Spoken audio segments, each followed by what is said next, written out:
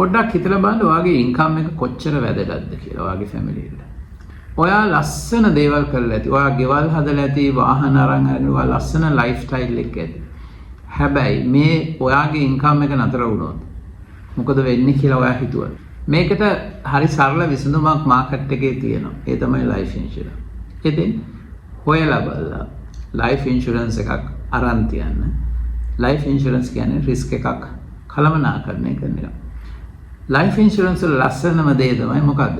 ඔයාට ගෙව්වටත් වැඩිය ඒ මුදලක් ඔයාට අවසානයේදී ලැබෙන නිසා ඔයාට ලයිෆ් ඉන්ෂුරන්ස් වලින් අද තියෙන හැම ප්ලෑන් එකකින්ම හැම කම්පැනියක් දිහාම හොඳට ඔයලා බැලුවොත් ඔයාලට පාඩුවක් වෙන්නේ නැහැ.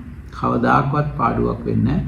ඒ නිසා ඔයාලට බය නැතුව පුළුවන් හොඳට ඉන්වෙස්ට් කරන්න. ඔයාගේ සල්ලි ආපහු ලොකු රිටර්න් එකක් එක්ක ලැබෙනවා. ඒ නිසා ඔයාලට පාඩුවක් වෙන්නේ නැහැ. ඒ නිසා පාඩුවක් වෙන්නේ ඔයාට ලයිෆ් ඉන්ෂුරන්ස් එකක් නැති වුණොත්. ඒ නිසා ඒ වෙනුවෙන් ආයෝජනය කරන්න. good luck.